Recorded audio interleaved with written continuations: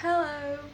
Welcome to my channel. My name is Veronica, and in today's video I'm going to be reading you, showing you, teaching you some slang, some words, some Argentinian words that you may find useful if you ever come to Argentina.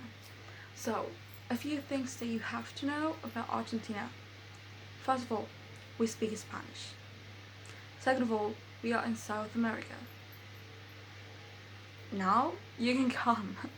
So I'm going to do this video. I really find it interesting that we have lots of words that many people do not understand, and the inspiration for this video is this book called Che Boludo, a gringo's guide to understanding the Argentines by James Bracken. I think it's a really interesting book.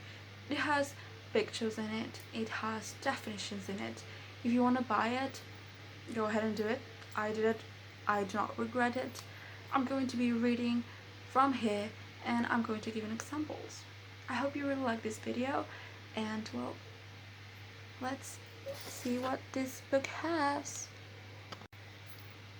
So now I'm going to be reading the introduction.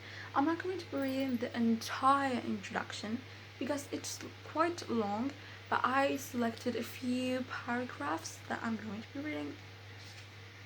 So, Argentinians love to talk. They communicate directly, openly, and often loudly. In Argentina, there is no taboo in the use of foul language. A respectable old woman will swear like a sailor, and no one bats an eye.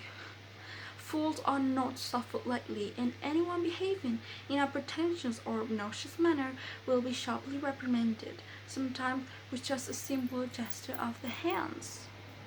Political correctness does not exist in Argentina because it would only impede getting your point across.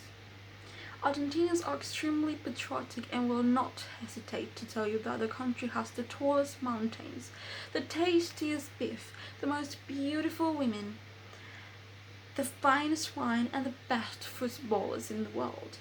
They will also be quick to point out that the country is run by corrupt politicians and is full of BS and crooks. The majority of this population is descended from the huge influx of immigrants that arrived from all parts of the world to the port of Buenos Aires in the early 20th century. The particular language is a slang that evolved in the streets of Buenos Aires. At this time is referred to as Lunfardo and is directly related to tango music and culture. What is most important is to remember that certain colloquialisms are only appropriate in certain situations, and that this book is to be used wisely. And that's what we're going to do. We're going to use this book wisely. So let us start with some words.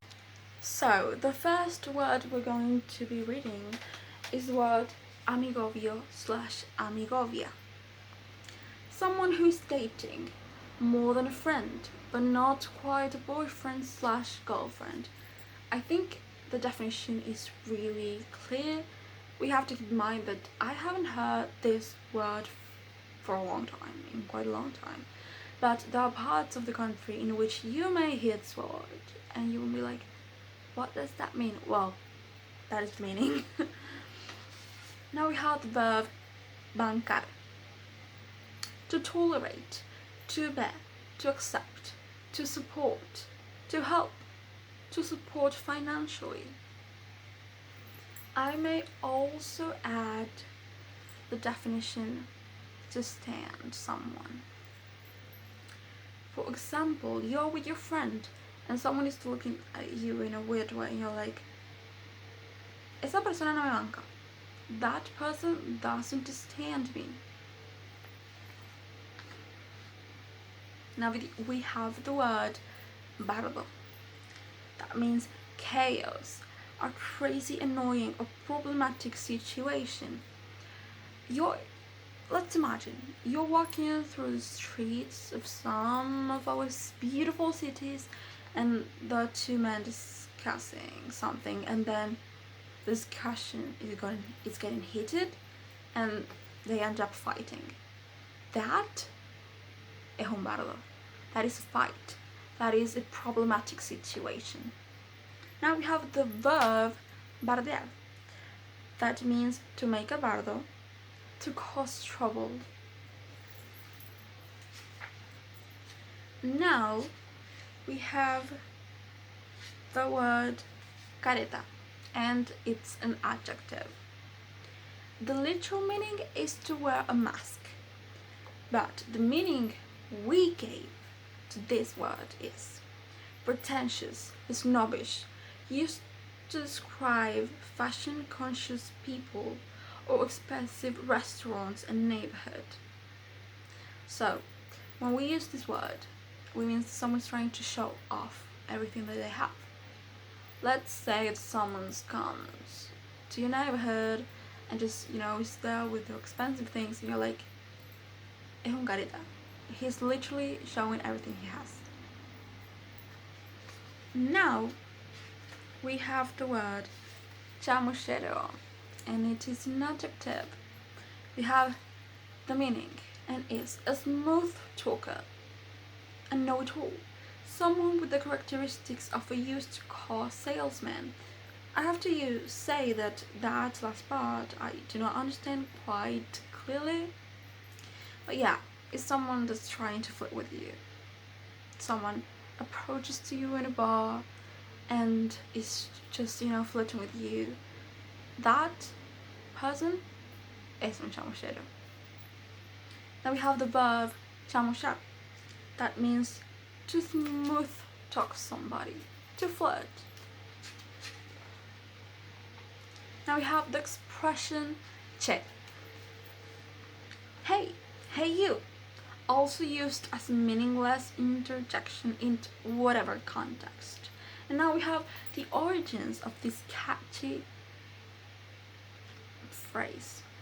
So, the most popular theory is that che comes from the Mapuzungun language spoken by the native Patagonian Mapuche.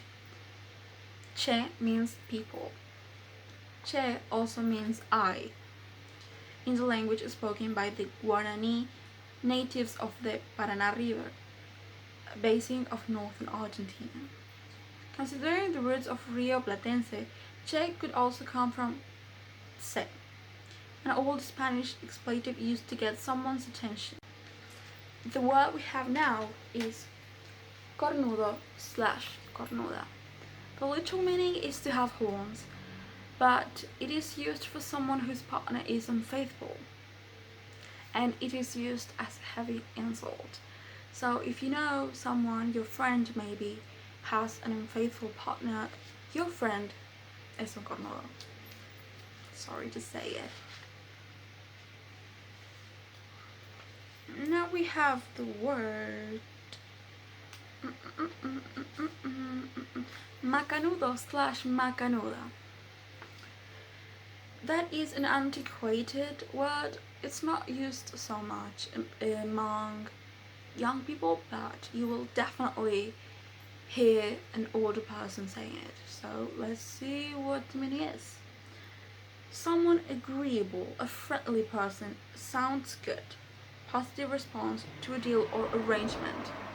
Let's say that you need help with something and you are just asking your friend and he says yes, and you're like, so oh my god, like, you're such a good person, you're so friendly. Then we have the word papelón, and that means an embarrassing situation. Let's say that you're walking through the street and you just kind of, I don't know, someone pushes you and you fall, and that embarrassing situation is un papelón. I hope you really liked this video. There are a lot of words that I haven't said, and that maybe in the future I will do another video and I'm going to put those words. I love doing educational videos, I love explaining things, and I love talking in English.